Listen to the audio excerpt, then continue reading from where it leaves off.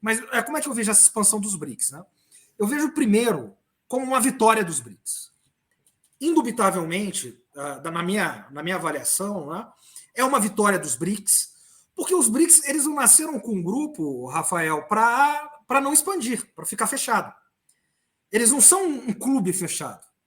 Diferente, por exemplo, do G7, que nasce nos anos 70, 75, 76, e é o clube dos ricos. Quer dizer, já foi o clube dos mais ricos, hoje não é mais. Os BRICS ocuparam o lugar do G7, claramente, na economia mundo. Vou lembrar aqui de uma frase do Celso Amorim, quando ainda era chanceler, hoje assessor especial para assuntos internacionais, que ele disse o seguinte: o G8 morreu. Na época era G8 porque a Rússia fazia parte daquilo ali de uma maneira muito mal colocada, e depois que a Rússia anexou a Crimeia, né, da anexação da Crimeia, ou reanexou a Crimeia, como queiram, ela foi suspensa porque, na verdade, ela nunca fez parte do G7 ou G8. E eu me lembro que, na época, né, o Celso Amorim, num Roda Viva, muito interessante, com o Heródoto Barbeiro, que foi quando era o Roda Viva, não Roda Morta, né, o Heródoto Barbeiro pergunta para ele: ô chanceler, ministro das Relações Exteriores, ministro, você disse uma vez que o G8 morreu. Essa é uma frase de efeito? E o Celso Amorim, muito espirituoso, né, responde em seguida: acho que essa, está repetindo. Quer dizer, ali ele já tinha um espírito, porque esse Roda Viva, salvo engano, é de 2009, 2010. Depois da crise de 2008 e 2009, o G7 já não tinha mais o lugar no mundo, que ele foi ocupando pela China, pela Índia e pelo Brasil, sendo ocupado. Aí formou-se o G20. Qual que é o problema? O G20 ele não conseguiu também ocupar de maneira satisfatória, porque muito grande, muito diverso, muito heterogêneo, o lugar que era do G7. E o BRICS foi fazendo isso. O BRICS hoje tem, o BRICS antigo, né? Não o BRICS Plus, só os 5 membros. O Brasil, Rússia, China, Índia e África do Sul. Tem um PIB maior do que o G7. Fato. Agora, precisava se expandir. Aliás, a primeira onda de expansão dos BRICS, que foi com a África do Sul, foi uma vitória de Lula Amorim. Eles foram os principais influenciadores para que a África do Sul entrasse. Já em 2010, 2009, foi criado, né, o grupo, de fato.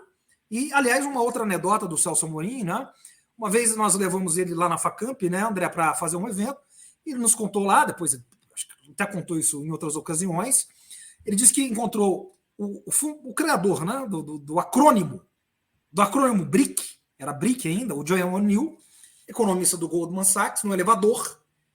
Numa dessas conferências internacionais, o Joel O'Neill disse para ele: o Celso Amorim, né? Ele falou: ele falou: prazer, eu sou o Jamie O'Neill. Fui eu quem criei o BRIC. Com a empáfia que é costumeira dessa gente, né? E o Celso Amorim, mais uma vez, com a ginga que só nós temos aqui, né? Só o Brasil e a América Latina tem, só o Sul Global tem, respondeu imediatamente. Falou: você que criou, mas fui eu que fundei. Ele disse isso. Fui eu que fundei. E, de fato, e depois a expansão da África do Sul foi uma conquista do Brasil. Por quê? Nós tínhamos 3 membros asiáticos, ou euroasiáticos, que é China e Índia, e a Rússia, que é euroasiática e cada vez menos europeia.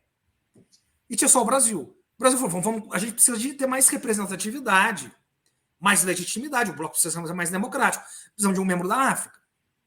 Trouxeram a África do Sul. Bom, tudo isso é público e notório. Bom, agora, por que uma vitória?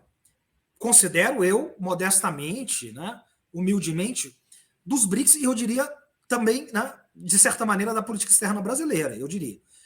Porque o presidente Lula ele pessoalmente queria expansão. E ele fez lobby, digamos assim, André, Fernando e Rafael, para que a Argentina entrasse. Foi uma campanha aberta. Os noticiários hoje da Argentina nós outros vencemos. Né? Foi uma vitória. Por quê? Porque, do ponto de vista geopolítico, e o bloco geoeconômico, todos nós sabemos aqui, é um bloco geopolítico também. Por mais que a ênfase seja geoeconômica, não há vácuo de poder nas relações internacionais. Quando um sobe, o outro desce. Quando um avança, o outro retrocede. O que aconteceu? Bom, quando o presidente Lula e o Celso Amorim pensam na entrada da Argentina, primeiro, você, do ponto de vista de uma retaliação imperial, que vai ouvir, obviamente, ninguém aqui é inocente, ingênuo. Você, primeiro, Dona Silva, você divide agora o foco, né? Quer dizer, antes, aqui, aonde vale a doutrina Monroe, que é a América Latina, que do ponto de vista de Washington, é América para os americanos, para eles isso é inegociável, é terreno deles, é quintal deles, ou como disse o Biden, é gramado deles. É assim que funciona na geopolítica. Você tinha só o Brasil. Agora você tem 2 países para lidar. Brasil e Argentina. Então, se houvesse uma expansão e não tivesse um membro da América Latina, seria terrível. E obviamente, isso é a Argentina, porque é nosso principal parceiro comercial. Uma Argentina mais forte é um Mercosul mais forte. E, eventualmente, uma Unasul mais forte. E a região mais forte é o Brasil mais forte. Então, a Argentina é compreensível.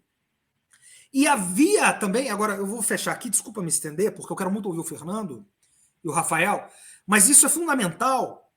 Por quê? Quando você pega o Egito, quando os BRICS traz o Egito, o que é o Egito? São os tabuleiros geopolíticos globais. O Egito é o país mais populoso da África. E o Egito está sobre a guarda-chuva de influência dos Estados Unidos e da OTAN. É o segundo país que mais recebe dinheiro de armamento militar do Oriente Médio. Óbvio. Só depois de Israel. Então, você pega o Egito e muda o tabuleiro geopolítico.